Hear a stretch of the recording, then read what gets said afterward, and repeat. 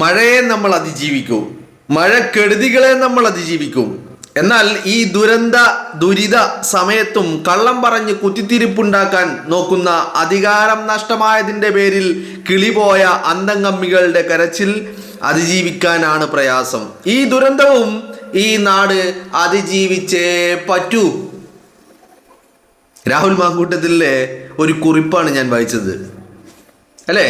ഇപ്പം ഇന്നലെ മുതൽ മഴ ശക്തമായിരുന്നു. ഇന്ന് രാവിലെ കുറച്ച് മഴ ഒരു നേരിയ കുറവ് വിവിധയിടങ്ങളിൽ ആ മഴയിലൊരു കുറവ് വന്നിട്ടുണ്ട്. പലയിടങ്ങളിലും വെള്ളം കയറിയിടത്തു നിന്നൊക്കെ വെള്ളം ഇറങ്ങാൻ തുടങ്ങിയിട്ടുണ്ട്, ഒക്കെ സംഭവിച്ചിട്ടുണ്ട്. പക്ഷേ ഈ പറയുന്ന അന്തംകമ്മി കൃമികീടങ്ങളുടെ കരച്ചിലുകൾ അതിങ്ങനെ കൂടിക്കൊണ്ടിരിക്കുക. ഇപ്പം ഇത് കൂടുമ്പോൾ നിങ്ങൾ കരുതും, ഇപ്പം നമ്മൾ സോഷ്യൽ മീഡിയ തുറന്നു നോക്കിക്കഴിഞ്ഞാൽ അന്തംകമ്മികളുടെ കരച്ചിലാണ്. എന്താ കരച്ചിൽ? ഈ കുത്തിത്തിരിപ്പുണ്ടാക്കുക. കരയാൻ വിധിക്കപ്പെട്ടവരാ. കാരണം ഒരു രാജ്യസഭാ MP പോലും ഉണ്ടാക്കാൻ പോലും കഴിയാത്ത വിധം CPM എന്ന് പറയുന്ന പാർട്ടി തകർന്ന് തരിപ്പണമായി. ഇപ്പൊ ജോൺ ബിട്ടാസിന്റെ ആണെങ്കിലും അശ്ലീലം റഹീമിന്റെ ആണെങ്കിലും ഒക്കെ കാലാവധി തീരാൻ പോവുകയാണ്. ഈ കാലാവധി തീരാൻ പോകുമ്പോൾ ഒരു രാജ്യസഭാ MP ഉണ്ടാക്കാൻ പോലും സാധിക്കാത്ത വിധം തകർന്ന് തരിപ്പണമായി എന്ന് പറഞ്ഞാൽ 2026 ഏപ്രിൽ 9 നടന്ന ഒരു മഹാപ്രളയം.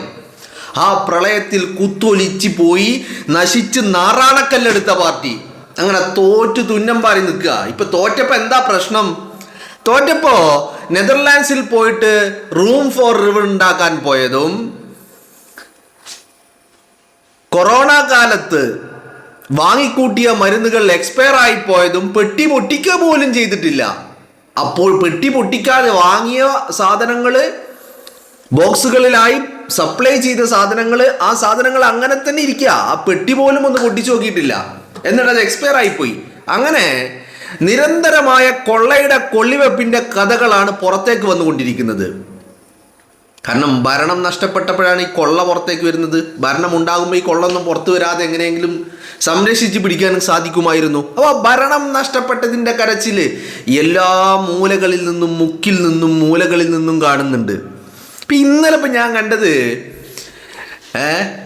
VD സതീശൻ ഒരു പരിപാടിക്ക് വന്നിട്ട് അവിടെ വിരുന്നിൽ പങ്കെടുത്തു എന്നൊക്കെ പറയുന്നത്. ഏത് വിരുന്നിൽ? ഭക്ഷണം കഴിച്ചു എന്നാണ് പറയുന്നത്.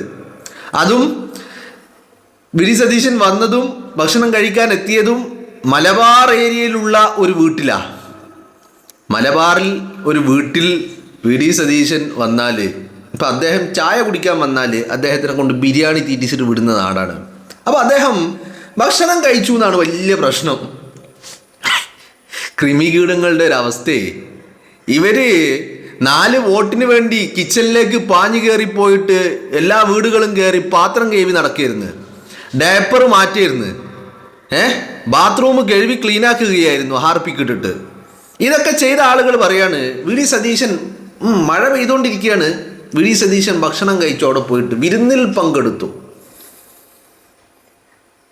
എൻ്റെ വീട്ടിലാണ് സതീശൻ വരുന്നെങ്കിലുണ്ടല്ലോ, ഞാൻ ചിക്കനും മട്ടനും ബീഫും ഇനി അദ്ദേഹം കഴിച്ചാലും ശരി കഴിച്ചില്ലെങ്കിലും ശരി നിറയെ വിളമ്പി ഇങ്ങനെ നിരത്തി വെക്കും ടേബിളിൽ, ഡൈനിങ് ടേബിളിൽ. കേരളത്തിൻ്റെ മുഖ്യമന്ത്രി വീട്ടിൽ വരുമ്പോൾ പിന്നെ കഞ്ഞിയും ചമ്മന്തിയും കൊടുക്കാൻ പറ്റൂടോ?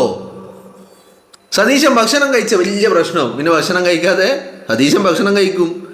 സതീശൻ വിരുന്നിൽ പങ്കെടുക്കും, എന്ത് പിന്നെ ഭക്ഷണം കഴിക്കേണ്ട സമയമാകുമ്പോൾ പിന്നെ ഭക്ഷണം കഴിക്കാതെ അയാൾ പട്ടിണി കിടക്കണോ? നിങ്ങൾ എന്ത് വർത്താനാ പറയണേ? മഴ പെയ്യുന്നു, വെള്ളം കയറുന്നു, സംഭവമൊക്കെ ശരി തന്നെ. അയാൾ അതിന് വേണ്ട പ്രവർത്തനങ്ങൾ ഒരു ഭാഗത്ത് നടത്തുന്നുണ്ട്. ഭക്ഷണം കഴിക്കേണ്ട സമയമാകുമ്പോൾ ഭക്ഷണം കഴിക്കും, സ്വാഭാവികമാണ്. അതും എസ്പെഷ്യലി ഇപ്പോൾ അയാൾ സെക്രട്ടേറിയറ്റിൽ ഇരുന്നിട്ട് ഒരു വിരുന്ന് ഉണ്ടാക്കിപ്പിച്ചിട്ട് അവിടെ ഇരുന്നൊന്നല്ല. അയാൾ മലപ്പുറത്ത് ഒരു പരിപാടിക്ക് വന്നു. ആ പരിപാടിക്ക് വന്ന കൂട്ടത്തിൽ ഭക്ഷണം കഴിക്കാൻ ഒരു വീട്ടിലേക്ക് പോയി, അവിടെ ഭക്ഷണം കഴിച്ചു. എന്താ അതിൽ കുഴപ്പം? അവിടെ വിഭവ സമൃദ്ധമായ ഭക്ഷണം ഒരുക്കി. എന്താ ഇതിൽ കുഴപ്പമുള്ളത്? എന്ത് കുഴപ്പമാണ് ഇതിലുള്ളത്? എനിക്ക് മനസ്സിലാവുന്നില്ല. എന്തേ പിണറായി വിജയൻ ഈ കേരളത്തിൽ ദുരന്തം ഉണ്ടായപ്പോൾ പട്ടിണി കിടക്കായിരുന്ന വ്രതം എടുത്തതായിരുന്നു പിണറായി വിജയൻ? ആണോ? പിണറായി വിജയന് നെയ്മീൻ അല്ലാണ്ട് ഇറങ്ങൂലായിരുന്നല്ലോ, അയക്കുറ അല്ലാതെ കിങ് ഫിഷ് അല്ലാതെ ഇറങ്ങൂലായിരുന്നല്ലോ അണ്ണാക്കിലേക്ക്. ഭക്ഷണം കഴിക്കാൻ പാടില്ല ഒരാൾക്ക്, അത് എവിടുത്തെ നിയമടോ? ഇനി ഞാൻ ചോദിക്കുന്നത്, ഇപ്പം ഇന്നലെ രാത്രി മെനിഞ്ഞാന്ന് രാത്രിയും ഇന്നലെ രാത്രിയൊക്കെ എല്ലായിടത്തും മഴയാണ്.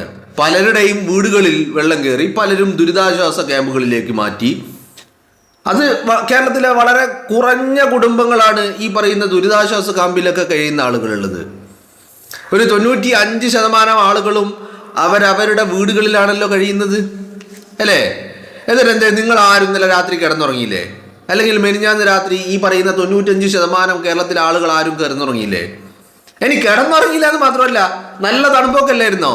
പുതച്ച് മൂടി കിടന്നുറങ്ങുമ്പോൾ നിങ്ങൾ നിങ്ങളുടെ ഭാര്യയുമായിട്ടൊന്നും ആരും ലൈംഗിക ബന്ധത്തിലൊന്നും ഏർപ്പെട്ടിട്ടില്ലേ? കേരളത്തിൽ മഴ പെയ്യാണ്, കുറെ ആൾക്കാർ ദുരിതാശ്വാസ ക്യാമ്പിലാണ്, അതുകൊണ്ട് നമ്മളാരും ലൈംഗിക ബന്ധത്തിൽ ഏർപ്പെടണ്ട എന്ന് കരുതിയിട്ട് നിങ്ങൾ ഉറങ്ങിയോ കിടന്നിട്ട്? സതീശൻ ഭക്ഷണം കഴിച്ച പ്രശ്നം എന്തൊരു കൃമികീടങ്ങളാണോ നിങ്ങൾ? ഭക്ഷണം കഴിക്കൂല പിന്നെ ഒരു മനുഷ്യൻ? സ്വാഭാവികമല്ലേ ഭക്ഷണം കഴിക്കാണ്ട് പിന്നെ പട്ടിണി കിടക്കാൻ പറ്റുമോ അയാൾക്ക്? പ്രളയം ഒരു ഭാഗത്തുണ്ട്, പ്രളയം വെള്ളപ്പൊക്കോ മഴയോ ദുരിതോ മഴയുടെ കാലവർഷത്തിന്റെ ദുരിതങ്ങളൊക്കെ ഉണ്ട് എന്ന് കരുതി സതീശൻ ഭക്ഷണം കഴിക്കാതെ പട്ടിണി കടന്നു പോകണമെന്നാണോ? അയാളൊരു പരിപാടിക്ക് വരുന്നു, അയാളൊരു വീട്ടിലേക്ക് ഭക്ഷണം കഴിക്കാൻ വിളിക്കുന്നു, ആ വീട്ടിൽ ചെല്ലുമ്പോൾ അവിടെ ടേബിൾ നിറയെ ഭക്ഷണം. എന്താ കുഴപ്പം? എന്താ അതിൽ ഇത്ര വലിയ പ്രശ്നമുള്ളത്? എനിക്കതാ മനസ്സിലാവാത്തത്. സതീശൻ ഭക്ഷണം കഴിക്കാൻ പാടില്ല, സതീശൻ പട്ടിണി കിടക്കണം. അപ്പം ഞാൻ ചോദിക്കുന്നത്, ഈ പിണറായി വിജയൻ നെതർലാൻഡ്സിലൊക്കെ പോയിട്ട് റൂം ഫോർ റിവർ, കൊച്ചുമകനെയും കമലനെയും എല്ലാവരും കൊണ്ടുപോയി ഫാമിലി ട്രിപ്പ് അടിച്ച് നെതർലാൻഡിൽ പോയി വന്നിട്ട് ഇവിടെ എന്ത് മൈര ഉണ്ടാക്കിയത്? Room for river. ഒരൊറ്റ ദിവസം മഴ പെയ്യുമ്പോഴേക്കും കേരളത്തിൽ ഇത്രമാത്രം വെള്ളം പൊന്തുന്നുണ്ടെങ്കിൽ, വെള്ളത്തിൽ മൂടുന്നുണ്ടെങ്കിൽ പിണറായി വിജയൻ പിന്നെ എന്ത് മൈരുണ്ടാക്കാനാണ് ഈ പറയുന്ന നെതർലാൻഡ്സിൽ പോയത്? എന്തുണ്ടാക്കാനാ പോയത്? കമലനെയും കൊച്ചുമോനെയും ഫാമിലി ട്രിപ്പ് അടിച്ച് പോയിട്ട് അവിടെ പോയിട്ട് എന്തുണ്ടാക്കിയിരുന്നു അല്ലേ? ഇപ്പം ഇങ്ങനെ ഇതിപ്പോൾ നിങ്ങളൊന്ന് ആലോചിച്ച് നോക്ക്. ഇപ്പം കേരളത്തിൽ മഴ പെയ്യുമ്പോൾ കേരളത്തിലേക്ക് വെള്ളം വന്ന് നിറയുന്നു, വെള്ളം കയറുന്നു, വീടുകളിൽ വെള്ളം കയറുന്നു, വെള്ളപ്പൊക്കം ഉണ്ടാകുന്നു, ഒക്കെ ഉണ്ടാകുന്നു. ശരി, ഇത് ഒരു 2 മാസം കൊണ്ട് തീർക്കാൻ പറ്റുന്ന പരിപാടിയാണോ? Pinarayi Vijayan room for river എന്ന് പോയിട്ട് പിണറായി വിജയൻ അന്ന് പോയിട്ട് ഇതൊക്കെ ചെയ്തു വെച്ചു. അത് കഴിഞ്ഞിട്ട് സതീശൻ വന്ന് 2 മാസം കൊണ്ട് ഇതൊക്കെ എല്ലാ ഈ പറയുന്ന സെറ്റപ്പ് സംവിധാനങ്ങളൊക്കെ, വെള്ളം കയറാതിരിക്കാനുള്ള സംവിധാനങ്ങളൊക്കെ സതീശൻ തകർത്തു. അങ്ങനെയാണോ സഖാക്കൾ പറയും? എടാ ഉളുപ്പില്ലടാ നിങ്ങൾക്ക്, വെറുതെ അല്ലേ നിങ്ങൾ തോറ്റു തുന്നം പറയത്? നിങ്ങളൊന്ന് ആലോചിച്ച് നോക്കും. ഇപ്പോൾ കഴിഞ്ഞ ദിവസം ഷംസീർ പറയാണ്, ഞാനും വിചാരിച്ചില്ല ഇങ്ങനെ ഒരു തോൽവി ഉണ്ടാകുമെന്ന്. ഷംസീർ പറയാണ്, ജയിച്ചാലും തോറ്റാലും ഒക്കെ ഒരു കേവല ഭൂരിപക്ഷത്തിൽ ചിലപ്പോൾ നമുക്കും സാധ്യത ഉണ്ടായിരുന്നു, അവർക്കും സാധ്യത ഉണ്ടായിരുന്നു. ആര് ജയിച്ചാലും ഒരു 70 മുതൽ 75 വരെ ഇത്രയൊക്കെ കിട്ടുള്ളായിരുന്നു എന്നാണ് കരുതിയത്. ഇങ്ങനെ തോക്കുന്നു എന്ന് പറഞ്ഞാൽ നിങ്ങൾ തെരഞ്ഞെടുപ്പിൻ്റെ ഘട്ടത്തിലൊക്കെ കേരളത്തിലെ മാധ്യമങ്ങളും കേരളത്തിലെ സോഷ്യൽ മീഡിയയിൽ എന്തായിരുന്നു? പിണറായി വിജയൻ 3ാമതും വരാൻ പോകുന്നു, UDFന് നേരിയ മുൻതൂക്കം ഇല്ല, പിണറായി വിജയൻ തന്നെ 3ാമതും വരും, കിട്ടിയാലും 60 മുതൽ 70 വരെ, അല്ലെങ്കിൽ 70 മുതൽ 75 വരെ, അതിനപ്പുറമൊന്നും കിട്ടൂല. അപ്പോൾ ദേശീയ മാധ്യമം ഒന്ന് പറഞ്ഞില്ല 90 മുതൽ 100 വരെ എത്താം എന്ന് പറഞ്ഞപ്പോൾ ഒരുത്തം പറയാണ്, ഞാനത് വിശ്വസിക്കൂല, അങ്ങനെയൊന്നും കിട്ടൂല. ഇങ്ങനെയൊക്കെ പറഞ്ഞ് ഇവരെ പൊട്ടന്മാരാക്കി. നിങ്ങൾ എന്താ ഇങ്ങനെ ഒരു രാജ്യസഭാ MP പോലും ഉണ്ടാക്കാൻ സാധിക്കാതെ നിങ്ങൾ തോറ്റതിൻ്റെ കാരണം എന്താണെന്നറിയോ? ഇതാണ്. ഇപ്പം ഇവരെ കൂട്ടത്തിൽ കരച്ചിൽ എന്ന് പറഞ്ഞാൽ വലിയ കരച്ചിലാ, അല്ലെങ്കിൽ ചില കരച്ചിലൊക്കെ ഇങ്ങനെ സഹിക്കാം. ഇതിപ്പോൾ സതീശൻ എന്താ പറഞ്ഞ ഭക്ഷണം കഴിച്ചു എന്ന് പറഞ്ഞിട്ടാണ് ഇപ്പോൾ ഇവർ വലിയ എന്തോ ആനക്കാര്യം. സതീശൻ ഭക്ഷണം കഴിച്ചു, സതീശൻ ഭക്ഷണം കഴിക്കാൻ പാടില്ല എന്നും, സതീശൻ പട്ടിണി കിടക്കണം. ഒന്ന് ചിലക്കാണ്ട് പോയിനട അവിടുന്ന്. പിണറായി വിജയനെ പോലെ നിങ്ങളൊന്ന് ആലോചിക്കണം, പിണറായി വിജയനെ പോലെ പൊതുഖജനാവിൽ നിന്ന് നെയ്മീൻ പൈസ എടുത്തിട്ട് നെയ്മീൻ മാത്രം വാങ്ങി നക്കല്ല സതീശൻ ചെയ്യണത്. സതീശൻ ഒരു പരിപാടിക്ക് വരുന്നു, ആ നാട്ടിലെ ഒരു വീട്ടിൽ ഭക്ഷണം കഴിക്കാൻ പോകുന്നു. നിങ്ങൾക്ക് എന്താ ഇത്ര വലിയ കുഴപ്പം? അപ്പോൾ എന്തുകൊണ്ട് നിങ്ങൾ തോറ്റു എന്ന് നിങ്ങൾക്ക് ഇപ്പോൾ മനസ്സിലാവുന്നില്ലേ? കരച്ചിൽ എന്നൊക്കെ പറഞ്ഞാൽ ഇതിപ്പോൾ സമാധാനമുണ്ട്, സതീശൻ ഭക്ഷണം കഴിച്ചു എന്നാണ് പറയണത്. ഇനി വേറൊരു ചങ്ങായി ഉണ്ട് തവനൂരില്, KT ജലീൽ എന്നാ അവൻ്റെ പേര്. ആ എരപ്പനോ, ആ എരപ്പൻ ഒരു രാഷ്ട്രീയ മര്യാദയും ഇല്ലാതെ ഒരു നെറികെട്ട വർത്താനം പറഞ്ഞ് ചെറ്റത്തരവും പറഞ്ഞ് നടക്കുന്ന ഒരു തെണ്ടിയുണ്ട്, KT ജലീൽ എന്നാ അവൻ്റെ പേര്. എന്താ പ്രശ്നം? ഇവരുടെയൊക്കെ പ്രശ്നം എന്താ? പ്രശ്നം മറ്റൊന്നുമല്ല, പ്രശ്നം തോറ്റു. ആരൊക്കെ തോറ്റു? പിണറായി വിജയൻ്റെ ഇടം വല നിന്ന് ഊതിക്കൊണ്ടിരുന്നവർ തോറ്റു. അതിൽ KT ജലീലുണ്ട്, MB രാജേഷ് ഉണ്ട്, P രാജീവ് ഉണ്ട്, കപ്പിത്താൻ വീണ ജോർജ്, R ബിന്ദു. എവിടെ പോയാലും തലയിൽ വീടും കയറ്റി വെച്ചുകൊണ്ട് നടക്കണേ R ബിന്ദു. അങ്ങനെ എല്ലാ ക്രിമികീടങ്ങളും തോറ്റ് തുന്നം പാറി. മനസ്സിലായില്ലേ? ആ തോൽവിയുടെ കരച്ചിലായി ഇപ്പൊ കണ്ടുകൊണ്ടിരിക്കുന്നത്. ഒന്ന് ചിലക്കാണ്ട് പോയിടോ. ഇതിനേക്കാളും വലുത് കേരളം അതിജീവിച്ചതാ. നിങ്ങൾ കരുതണ്ട, നിങ്ങൾ ഇതൊന്നല്ലടോ. സതീശൻ ഭക്ഷണം കഴിക്കണ്ടെന്നൊന്നും കേരളം ആരും ചിന്തിക്കുന്നില്ല. നിങ്ങൾ ഈ ക്രിമികീടങ്ങളല്ലാത്തവര് സതീശൻ ഭക്ഷണം കഴിക്കും, എന്താ കുഴപ്പമുള്ളത്? സതീശൻ ഭക്ഷണം കഴിക്കും. പിന്നെ ഇവിടെ എന്ത് സംഭവം അറിയാമോ? ഈ ഇങ്ങനെ സതീശൻ്റെ ഒരു സ്ട്രാറ്റജി ഉണ്ടല്ലോ, അത് വല്ലാത്തൊരു സ്ട്രാറ്റജിയാ. സതീശന് ഒരാഴ്ച സമയം ഇവർക്ക് ഇങ്ങനെ കൊടുക്കുകയാണ്. ഏത് ഇപ്പോൾ നമ്മൾ കണ്ടില്ലേ, ഇപ്പോൾ കഴിഞ്ഞ വേൾഡ് കപ്പിലെ അർജൻറ്റീന കളി എങ്ങനെ വെച്ചാൽ ഒരു 80 മിനിറ്റ് വരെ ബാക്കിയുള്ളവരെ കളിക്കാൻ വിടും. അങ്ങനെയാണ് അർജൻറ്റീന ഫാൻസ് പറഞ്ഞത്. അങ്ങനെയാണ്, ഞാൻ പറയുന്നതല്ല കേട്ടോ, അർജൻറ്റീന ഫാൻസ് പറഞ്ഞത്. കാരണം മിക്ക കളികളിൽ നോക്കി നിങ്ങൾ അർജൻറ്റീന ആദ്യ പകുതികളിലൊക്കെ പിന്നിൽ നിന്നതിന് ശേഷം പിന്നെ അവസാന സമയങ്ങളിൽ ഗോളടിച്ച് വിജയിക്കുകയാണ് ചെയ്തിട്ടുള്ളത്. അപ്പോൾ അന്ന് അർജൻറ്റീന ഫാൻസ് പറഞ്ഞത്, ഞങ്ങൾ 80 മിനിറ്റ് വരെ നിങ്ങളെ കളിക്കാൻ വിടും, അത് കഴിഞ്ഞിട്ട് ബാക്കിയുള്ള ഒരു 10 മിനിറ്റ്, ആ 10 മിനിറ്റിൽ എത്രയാണ് വേണ്ടത് അത്രയും ഗോളടിച്ച് വിജയിച്ച് അടുത്ത സ്റ്റേജിലേക്ക് പോകും. ഇതായിരുന്നു അർജൻറ്റീനയുടെ ഒരു സ്ട്രാറ്റജി എന്നാണ് അർജൻറ്റീന ഫാൻസ് പറഞ്ഞത്. അതുപോലെയാണ് ഇപ്പോൾ സതീശൻ എന്താ ചെയ്യുന്നത്? വ്യാഴം മുതൽ ചൊവ്വ വരെയുള്ള ദിവസം ഈ ക്രിമികീടങ്ങൾക്ക് ഇങ്ങനെ കരയാനുള്ള സമയം കൊടുക്കും. എന്നിട്ട് ബുധനാഴ്ച ഒരു ദിവസം ക്യാബിനറ്റ് മീറ്റിംഗ് കഴിഞ്ഞ് ഒരു മണിക്കൂർ 1.25 മണിക്കൂർ മൂപ്പരൊരു വാർത്താ സമ്മേളനം. ദിം തരികിടതോം.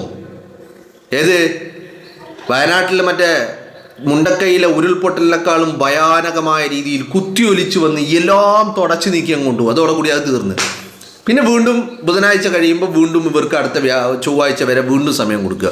ബുധനാഴ്ച വരുന്നു, എല്ലാം തകർത്ത് തരിപ്പണമാക്കുന്നു. 1 മണിക്കൂർ അദ്ദേഹം പോകുന്നു. അങ്ങനെ അദ്ദേഹത്തിൻ്റെ 1 മണിക്കൂർ വാർത്താ സമ്മേളനം കൊണ്ട് തകർത്ത് തരിപ്പണാക്കും. അപ്പോൾ സഖാക്കൾ പറഞ്ഞോളി, ഇപ്പം നാളെ കഴിയുമ്പോൾ മൂപ്പരെന്താക്കും? ഒരു വാർത്താ സമ്മേളനം നടത്തും, തീരും നിങ്ങളുടേത്. ഒന്ന് പോയിനാട് അവിടുന്ന്. സതീശൻ ഭക്ഷണം കഴിച്ച വലിയ കുഴപ്പം. സതീശൻ പിന്നെ ഭക്ഷണം കഴിക്കാണ്ട് സതീശൻ ഇപ്പം എൻ്റെ വീട്ടിൽ വരികയെന്ന് വിചാരിക്കും. സതീശൻ ഇപ്പം എൻ്റെ വീട്ടിൽ വരുമ്പോൾ ഞാൻ എന്താ കൊടുക്കണേ? കഞ്ഞിയും ചമ്മന്തിയോ അല്ലെ 1 ഗ്ലാസ് പച്ചവെള്ളോ? അല്ലടോ, നല്ല വിഭവ സമൃദ്ധമായ അടിപൊളി ഫുഡ് കൊടുക്കും. ടേബിൾ നിറയെ പിന്നെ കുറച്ചും. അതിന് നിങ്ങൾ കറിഞ്ഞിട്ട് എന്താ കാര്യം? ഒരു ഉളുപ്പ് വേണ്ടേ? ഒരു ഉളുപ്പ് എന്ന് പറഞ്ഞ സാധനം വേണ്ടേ?